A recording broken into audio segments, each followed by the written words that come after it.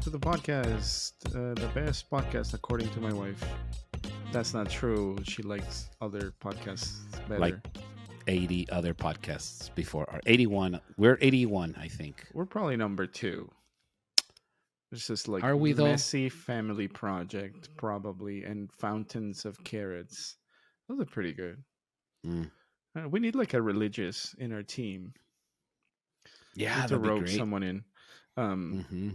You know who I was listening to that I thought you might like? It's in Spanish. It's Fray Sergio Serrano and Padre Dempsey.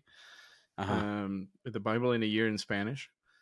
Oh, yeah. I knew that they were doing it, but I haven't checked it out. It's kind of mind-blowing because one of them is Colombian and the other one is Venezuelan. So their Spanish is slightly different than Mexican Spanish. So I'm like, hablen bien. But that's how they talk. It's like, speak properly. I feel like we probably have Mexicans and the rest of the it's more like people from Spain that hear everybody else talking Spanish. They're like, "Aw, you guys are sweet." It's like English people listening to Americans speaking English. So then it's like Mexico and everybody else on the rest of the Spanish speaking world in Latin America. So anyways, I just thought that it was funny that I'm like, their accent is funny. But however, I digress. I was thinking about today, November 1st, All Saints Day. It's a holy day of obligation. So if you haven't gone to Mass, or if you didn't go to Mass, well, might need to go to the confessional this week. But if you went to Mass, good for you. I was thinking about the All Saints party that you and your family hosted. What was it, like 2 years ago? During COVID, yes. We were not going to go into the... Yes, sure. It was smack during the pandemic. And we were ready for... It was October, right? It was like the end of October. But, But yeah, it was 2020. The science was changing and all that kind of fun stuff. Nobody got sick that I remember. But we were there. We were very joyful to be together again, like the Muppets would say. And the idea was this: everybody was supposed to go as a saint, right? Yeah. So we wanted to provide our friends and community the opportunity to dress up, but maybe not dress up as a witch or dress up as a wizard or dress up as a pumpkin. We said, well, the theme of the party is, yes, we want to dress up, but come up with your favorite saint or however creative you want to get with your costume, but it's an All Saints Day party. Yeah, my children did not get the memo. Which is fine, it was because your kids were like tiny at that point. That's true.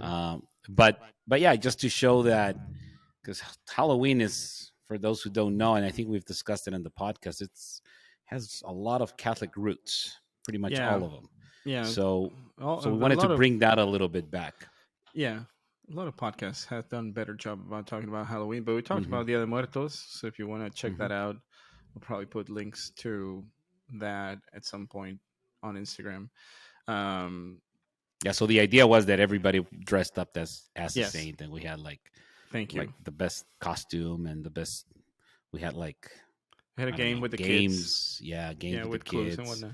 But the anecdote that I wanted to get to is that Gustavo and I did not talk about what we were going to dress up as for the party. And,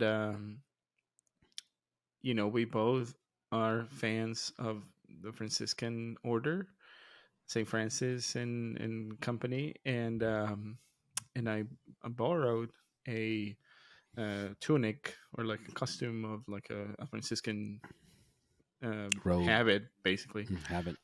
And I get there, Gustavo opens the door, and he's wearing, nonetheless, pretty much the same thing. Pretty much the same. Let's just say that I was wearing a Capuchin Franciscan habit, and Gustavo was wearing a conventual Franciscan habit, but for all intents and purposes, it was pretty much the same.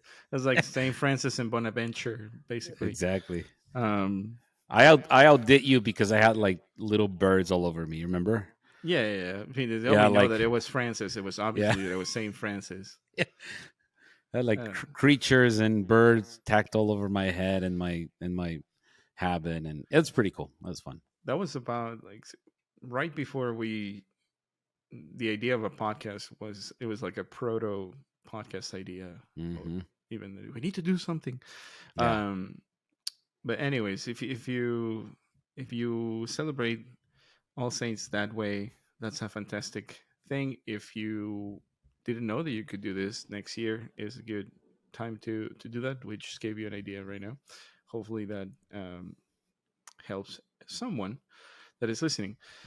So you probably are thinking, Unknown Saints, the title of the podcast. And before we get into that, we want to give like a lot of context. Um, Again, this is in the same realm of like the monastic tradition, the friars, and all of that. Which, if you have been listening to our episodes, you know that we are big fans of um, religious orders and monks and friars and whatnot. So today we wanted to take some time to talk about one of the founders of one of these religious orders that I feel like if there was something as a hipster order, a hipster religious order in the Catholic Church, it would be this one. Would you agree? Mm, I would tend to agree. Yes. It's like, oh, you probably haven't heard of them. Um, They're an underground. You yeah, know. yeah, you probably haven't heard of them. Even if you do, then welcome. You're just as weird as we are. Um, but who are we talking about today? We're talking about Saint Bruno, which Saint Bruno. full disclosure, I did not really know about, but it's great to just get to know new saints. Yeah, You know, unknown the saints. I mean, idea that's the premise. the idea is to befriend as many saints as we can here on Earth, and just discover what they were about, especially if they founded one of these uh, predominant orders, and yeah, just discover and establish a relationship with them as well. Yep. So let's start with some facts about the life of Saint Bruno. So Bruno, and usually people would think that we don't talk about him, but today we're going to talk about Bruno. I had to Oh, go there. I had to go there. oh, you did it. It's kind of Ah, old reference. It's kind of an old reference now, for but sure. it might still be adequate with some parents. Well, you never know, man. I mean, because there are some kids that I hear They're singing still like singing it. "Let It Go." That's true. No, it's like kids latch onto different movies at different times. Like my little one has like been singing "Let It Go" for some reason. I'm like, Oh. dude, you're like so behind the wheel right now. But he like saw it like 2 months ago. For him, is new. So you Got it. never know. Maybe somebody is not talking about Bruno right this very moment. Yeah, but we're gonna break that rule and talk about him.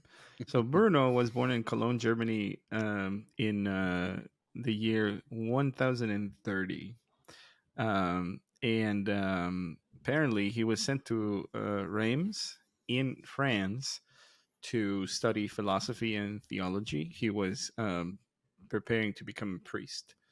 Hmm. So he finishes his studies and goes back to Germany, gets ordained, and 1 year later, apparently he was such a good student that his teachers in the university in France were like, "Hey, would you like to become the headmaster?" Which I thought it was interesting for once that you have someone who was like how good of a student he was that they were like, "How about you run all of this operation?" Yeah. Right? Yeah. It's It's like, not like, can you come teach a class? No, it's like, can you like take a this and run with headmaster. it. Uh-huh. Yeah, it's kind of Yeah, crazy. he I'm made like, a okay, he was quite an impression. so he was not dumb. Is what I was trying to say. He had a brain, and he was not afraid of using it. So he goes to Reims, and becomes the headmaster. He was overseeing like all of the education system, so to speak, in that diocese, in that city. Um, but there was some drama. There has to be drama, no? It's always drama. With the bishop in Reims, Bishop Manasses. I'm probably pronouncing it wrong, but let's just say that it was Manasses, and he was completely corrupt. And after 2 years of this, Bruno and other people were like, "We need to suspend this guy. We need to Hmm. pretty much lobby to get him out of the chair of the bishop for his behavior and whatnot." This guy was all about power, all about Hmm. money, um, very And he anti. retaliated against the faithful, right? Yes. The bishop, dude, took action against his own clergymen. And what happened next? Well, the clergymen and the community and the faithful rioted. But the people Yeah, rioted. Can you the people imagine? It's like, rioted. okay, it's like, you're suspended. Like, no, you're suspended. And then all the Mm. people are like, ah. Um, Yeah. to the point where I feel like if we had puppets, it would be like much of a interesting Yeah. um, thing. But We'd, alas, we we'd don't. have 12 followers instead Would of have 12 followers 11. instead of 10. Um, so eventually, the bishop like just leaves Reims, right? And Yeah, he gets booted out. everybody's like, "Yay! The corrupt bishop is gone. So we should probably have Bruno be the Hmm. bishop of Reims." And I don't remember. He didn't want to be bishop, right? No, he didn't. He wanted from very early. He wanted like a life of solitude. So time out. But did he become the bishop or no?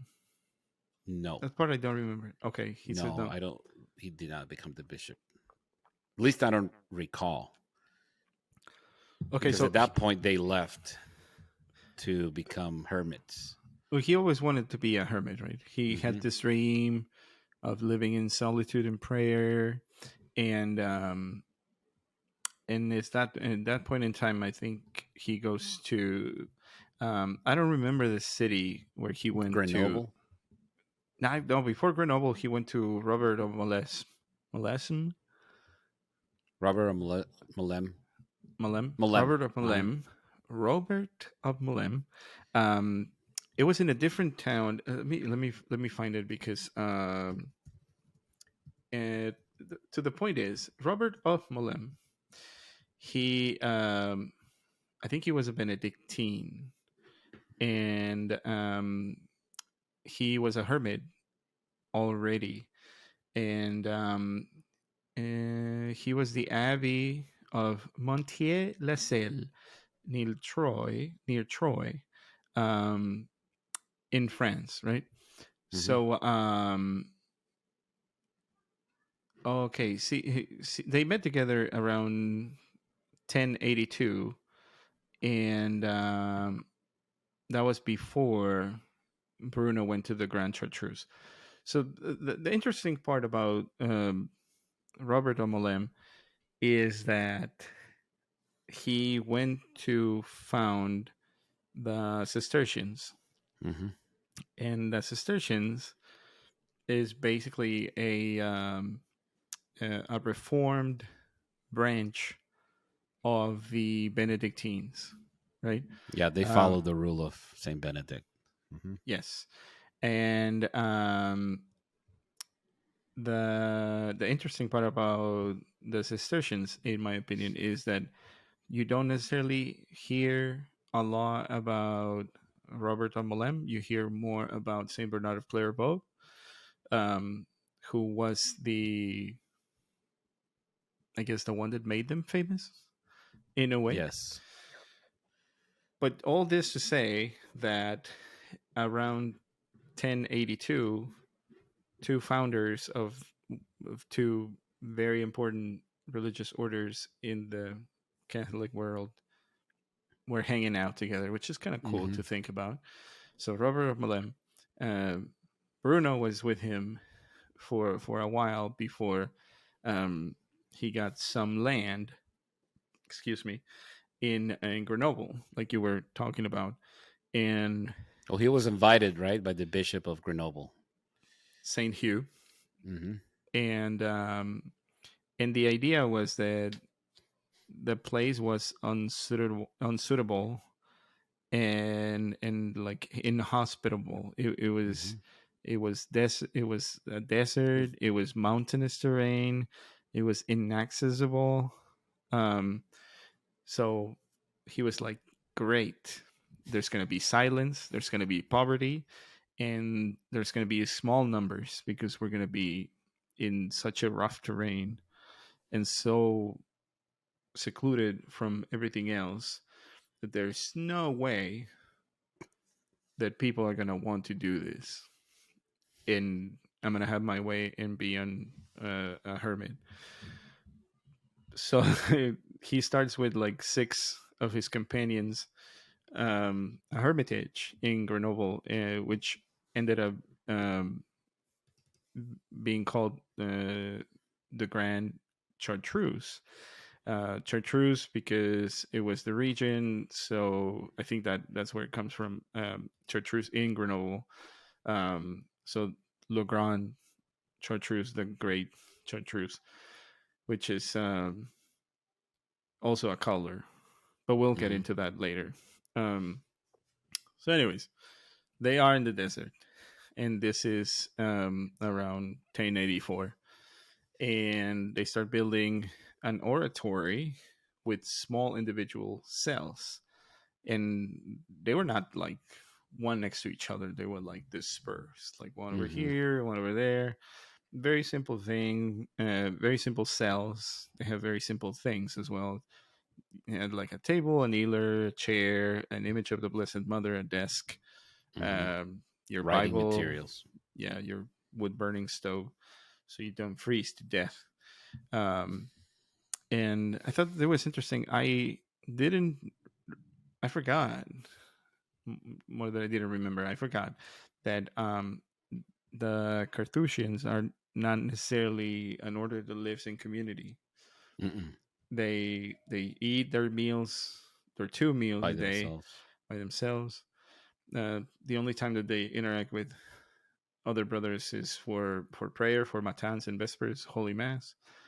Mm-hmm. Once a week, they have recreation, Mm-hmm. um, and they only eat together on great feasts. Mm-hmm. Um, And then once a year, they come out to be with family and stuff like that. so I was like, that sounds amazing. It's like now, as a married man, obviously, I'm not gonna leave my family to do that, but you get to have some human contact, but not too much. Like you're Mm-hmm. not gonna be chatty. You're gonna go and pray together. Then you're gonna go back to your room and pray, and then you're going to get your meal given to you through a slot in your cell, and you can eat at your own pace. You don't have to do small talk. You get to go to mass with everybody. It's like this rhythm. I could get used to it. Is what I'm trying to say. Clearly, he wasn't an introvert, right? I mean, an extrovert. An extrovert. Yeah. That would be fun to know. Like I guess we talked about like what would be like the um, temperament of the saints, but yeah. Um, but I guess if he was like a good teacher as well in the university at Reims, he uh, he had to be at least good to communicate, but not Correct. necessarily. Uh, Chatty or friendly or yeah, whatever. exactly. I guess there's like a difference. Like a Mm-hmm. people's people. There's a lot of contemplation happening with this order. Which um, have I told you about this movie Into Great Silence? I think I No. talked to you outside of the podcast, but Into Great Silence. I'm trying to find it right now. I think the full thing is in YouTube. Um, it's like 2.5 hours long, and basically follows the life of the monks in the Great Chartreuse. Oh, got it. So they did a documentary on it. Oh, I gotta Um, watch that. yeah, it's pretty amazing to get um, like an outsider looking in to their day to day. Because even if you look at the way that the Chartreuse is built, um, it is a like a rectangle. There's like the cathedral, but then attached to it like a big rectangle with a huge courtyard in the middle. And like a lot of tiny cells, right? Well, not tiny. I Yes, don't know how big they are in relation to the building, but you can see that they're plenty separated from each other. you're right. Yeah, so there's pretty spaced out. Um, so so that's pretty interesting. If you haven't watched and want to know more about or look what it's like to live in that sort of contemplation, that sort of silence, integrate silence.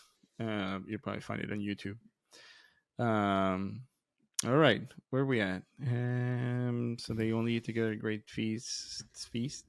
Their motto is "Stat crux dum volvitur orbis," which means the cross is steady as the world turns, and that's pretty interesting to think. It's a good reminder, right?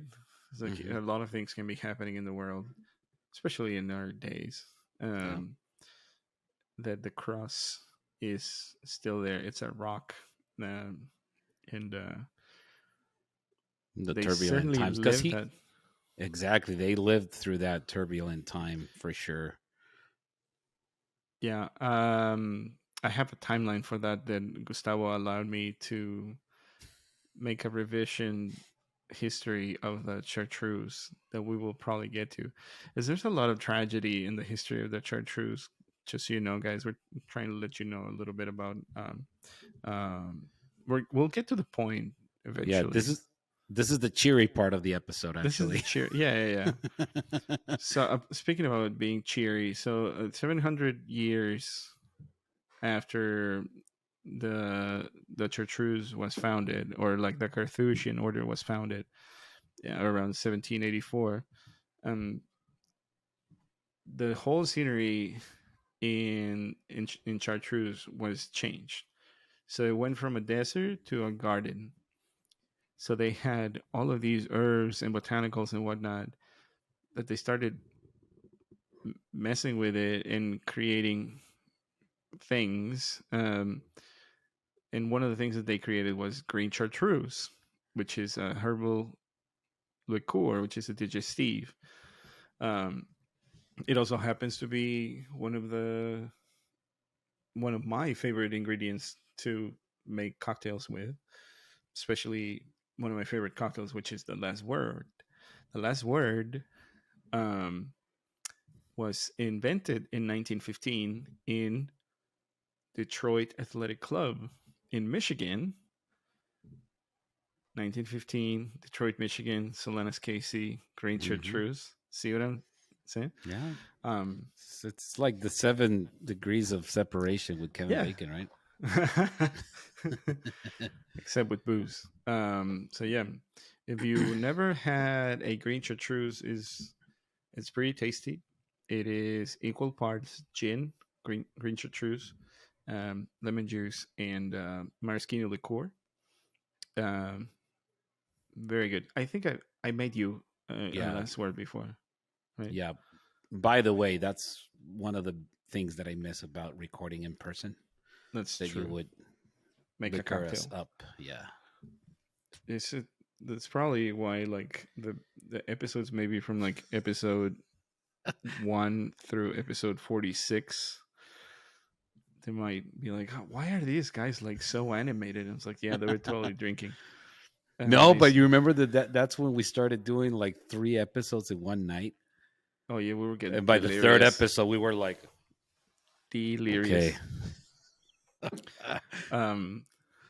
So yeah. So green chartreuse. Check it out. There's also yellow chartreuse, Mm. which has different herbs in it. And I'm trying to remember. There is another cocktail called the Monte Cassino, Mm. um, which is more of a modern cocktail, but it has Benedictine liqueur, yellow chartreuse, lemon juice, and I think it's rye whiskey. It might be rye whiskey. I'll put the links to those in the show notes. But that one is a little bit too sweet to me. I feel like if you're gonna make it, it's all booze, so it's very spirit forward. You need to Mm. dilute it quite a bit, and Yeah. maybe drink it with a big rock. Um, we need to get the guy from Drinking with the Saints to be a guest on the show, dude. At this That'd point, be great. Yeah. Let's hunt him uh, down. yeah. Anyways, so yeah, so that's what monks would do, right? They would take an inhospitable place that was basically a desert and turn it into Eden Yeah. 700 years later. Same thing happened around the Middle Ages. We made an episode about that, how they saved or founded Western civilization, basically turning marshes into woods and swamps into beautiful things. This was not the exception. Yeah. Um, okay, so I'm going to skip these last two that I have here so we can Sure. go through a little bit of history of. We talked about the origins of the Carthusians a little bit, um, intertwined with the history of Saint Bruno. So in 1084, six companions go to Grenoble, establish a heritage, and then not 100 years later, in 1132, there was an avalanche that destroyed the original monastery, killed 7 monks. So they had to move the monastery 2 kilometers or 1.25 miles down the valley to avoid those kind of things. So first kind of big tragedy of the order. Mm-hmm. Um, then we get into the Middle Ages. Between 1160 and 1273, they kind of start booming, right? They expand to Slovenia, to Denmark. They founded 22 houses in Spain, 11 in England. So they're like booming. They have 47 charter houses across Europe. Um, but then what happens between 1257 and 1320? The Grand Chartreuse catches fire a few times. It's like they cannot catch a break, dude. It's like, okay, we're gonna have you grow in numbers, but your house is gonna catch on fire. Um, it sounds like Job a little bit, but it Yeah. feels like they were very, very trusting in God. By the time that it got to 1337, they ended up opening a charter house in Cologne, the birthplace of Saint Bruno. Um, and then the Black Death started in all the European countries, killing between 75 and 200 million people. So take the good with the bad, right? Yeah. Maybe God was like, you guys are getting too big too fast here. Let's bring you back down to earth. Kidding, obviously. But I mean, no, that's it just goes through, speaks to the testament of the resiliency of faith. Because yeah, if you think about it, when you said, going back a little bit to, it took 700 years, right, for that desolate place to become pretty much one of the most beautiful places in the world. yeah. If you It's see images green. of it, Yeah, it's green. It's lush. This beautiful monastery is just smack in the middle of it, and it emanated, right. That's how Europe pretty much got to be what Europe is, yeah, and because all of these different places started life there, and then it just populated. Um, of these but it just, communities were popping up. in these communities, yeah, specifically of Catholic monks, right? I mean, of either Benedictines or Carthusians, as we're speaking now. but it just speaks to the testament because those are tests. God tested them with these challenges and pretty big ones. That pretty much took the lives of several monks, Yeah.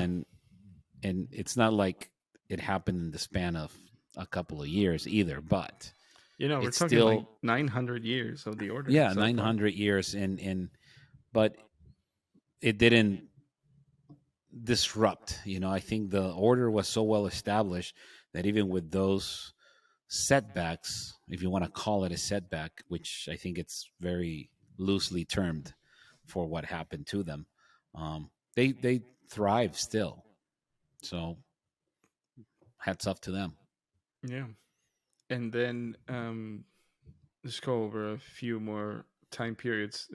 We get out of the Middle Ages into like the 16th through 18th centuries.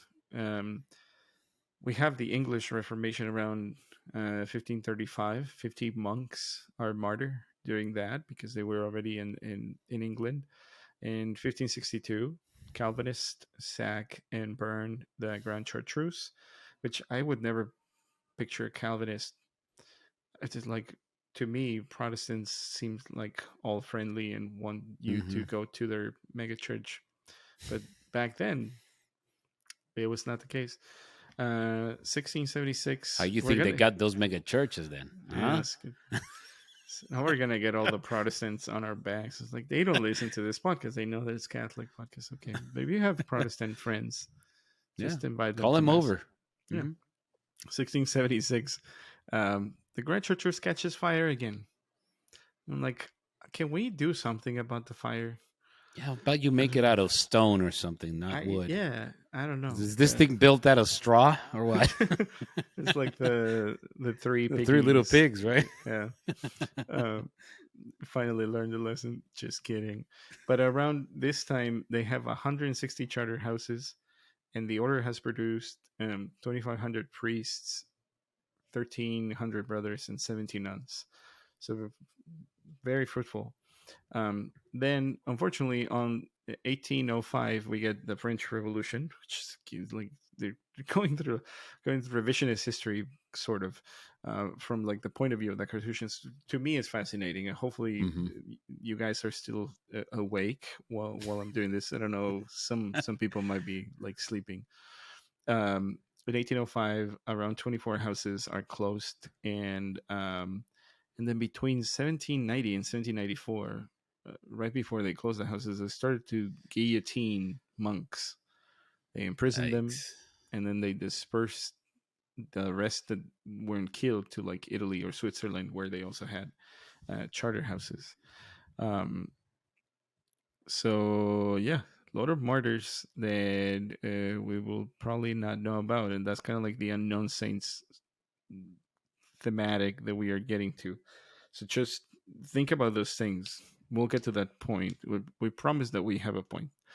Um, so after that, there's like some good things. Just finish on a high point. In 1805, sorry, 1816, Louis XIV authorizes the return of monks to France. So they returned to the Grand Chartreuse on July 8th, 1816, and then in 1950 they expand to the U.S. In 1984 they expand to Brazil. 1998 to Argentina, and then more recently in 2002 they expanded to South Korea. So they made it out of Europe into other countries, which I think is a great thing. Um, and there's a saying that is the Carthusian order is the only order that has not had to be reformed because it has never been deformed.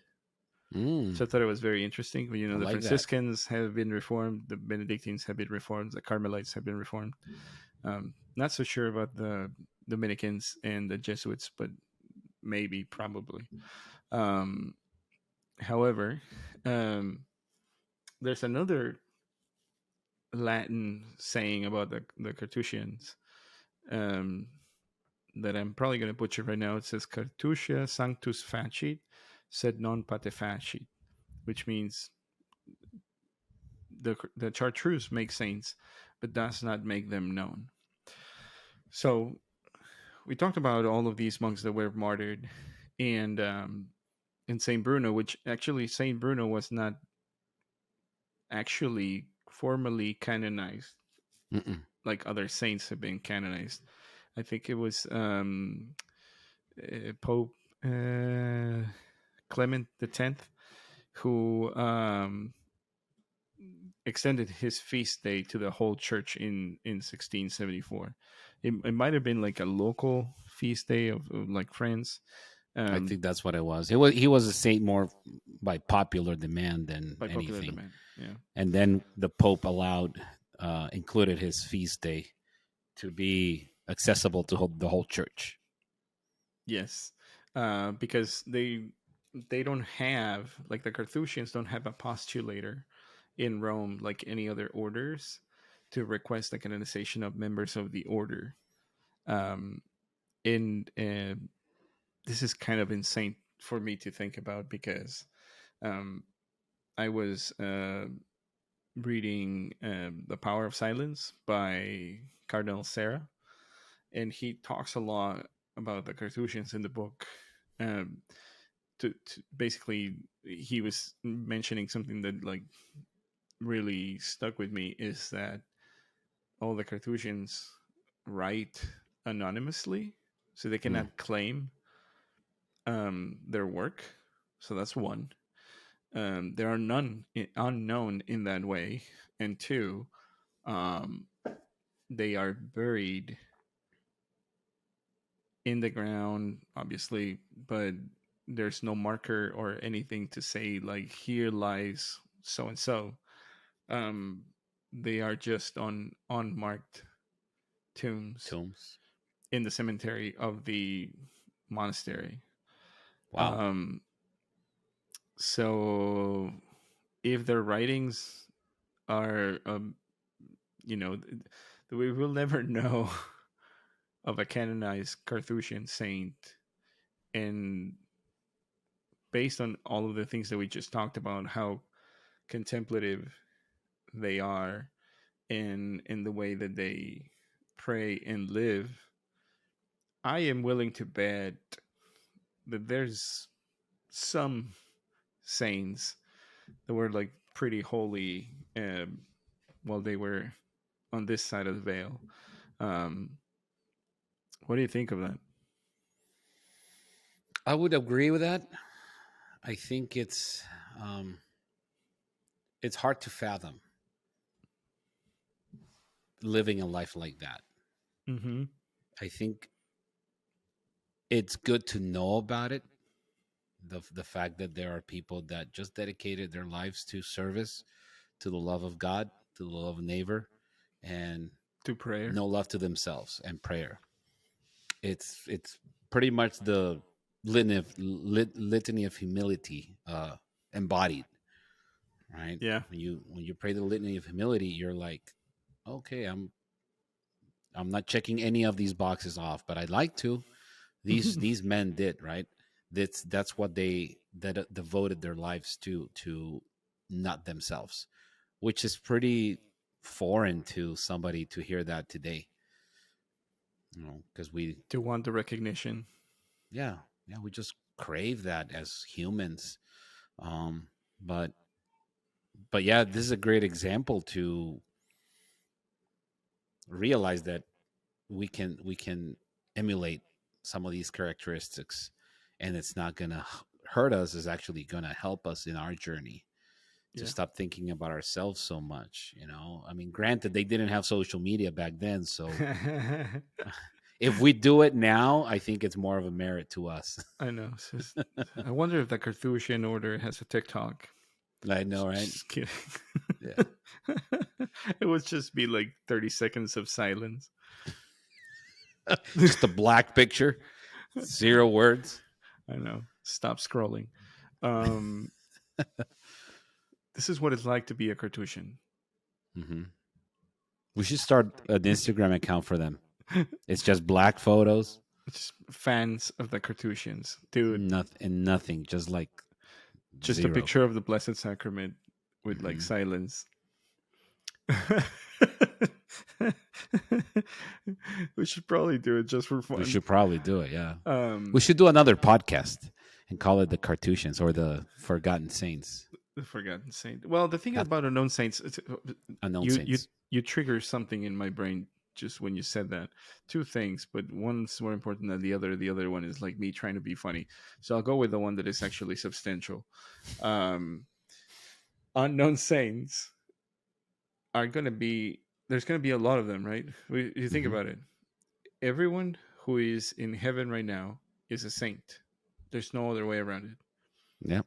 Um, we only know about canonized saints or like anyone who was made santo subito, like made saint on the spot when they died because of public uh, vote or whatever you said, that people were like venerating them because they knew that they led exemplary lives. So there are way more unknown saints that are known saints, I would For say. sure. I would agree with that. Yes. But just talking about the Carthusians, because the order has been around 938 years, and it probably has produced a bunch of them that we don't know about. We So don't know about. a good intercessor, it's like just say like all Carthusian saints, all Carthusian unknown saints pray for us. That'd be pretty good. But there might be even people in our own family that have died, and they're probably experiencing the beatific vision, and we don't know till we get Hmm. there. Isn't that Yeah, crazy? I know. To Today, my son Oliver showed me a picture because we have our altar de muertos at home, and there's a picture of my grandparents, and he's like, "I'm really sorry that they died," and I was like, "Don't be sorry. Death is part of life." And I started sharing some stories about them, and it was Mm, very hard to fight back the tears, mm, because I hadn't thought about them in a while. And then just like recalling these memories of someone that I know, but that they're not here, and the fact that they are not going to interact with my children, that was kind of sad. yeah. But still, like, the hope of the resurrection is there. That Diana was saying, well, maybe they will meet them on the other side of the veil. Hmm. I'm like, yep, that is a very, very good reason to hope, I would say. Yeah. And to keep it on a straight and narrow, right? Because you wouldn't want Hmm. to be the one that doesn't make it to the family reunion up in heaven. You're like, ugh, It's like, I knew it. or is late. Like, sorry guys, I was in purgatory. Había un For tráfico. 700. See? Traffic was horrible. That purgatory needs to, it's like the DMV. They just don't process people quick enough. I know. Yeah. Okay, I don't think this is gonna get any better than this. Do you Yeah. have any closing comments? No, I wanted to hear your thing that you wanted to be funny with. Was that Oh it? no, Because I this didn't is laugh. So, this is a bonus. oh, Um, hit me. so I don't remember the name of the band. Um, I think it was Vulfpeck. It's a funk band. It's one of my favorite bands. Um, they are very indie. Again, if you're a hipster, you probably haven't heard of it. It's Vulfpeck. They're pretty good. Um, they wanted to do their tour themselves, but they needed to raise money to do it. Mm. So what they ended up doing was releasing an album on Spotify, and it was like 10 or so tracks, and each one of them was 31 seconds, and it was just silence. So what they asked their fans to do was to put it on repeat every night when they would go to sleep. um Oh, so that we get paid by Spotify? yes, because they Dude. think that Spotify pays artists per play if someone listens to more than 30 seconds of the song. So they found a loophole, and I think since then Spotify has changed their Of course they rules have. or whatever, but they were able to do the tour, and they went to the cities where people were streaming those songs the most. That is awesome. Yeah. That's pretty sweet. So now I'm gonna feel dumb if it was not Vulfpeck. Unknown saints and unknown bands. That's the There theme we for go. today. There you go, buddy. Silence album. Let's see. Sleepify is the name of the album. Sleepify. Sleepify is an album by American funk band Vulfpeck. The release does not contain any audible sound. Instead, it consists of solely of 10 roughly 30-second long tracks of silence. That is funny. So yeah, they crowdfunded a free concert tour. Oh, it was free. So the fans get to go to the concert for free, which is pretty good. I hope they played songs at this thing, because otherwise it would have been pretty awkward. Yeah. So the tracks were like Z, Z, Z, Z, Z, Z, Z, Z, Z, Z, and so on and so forth.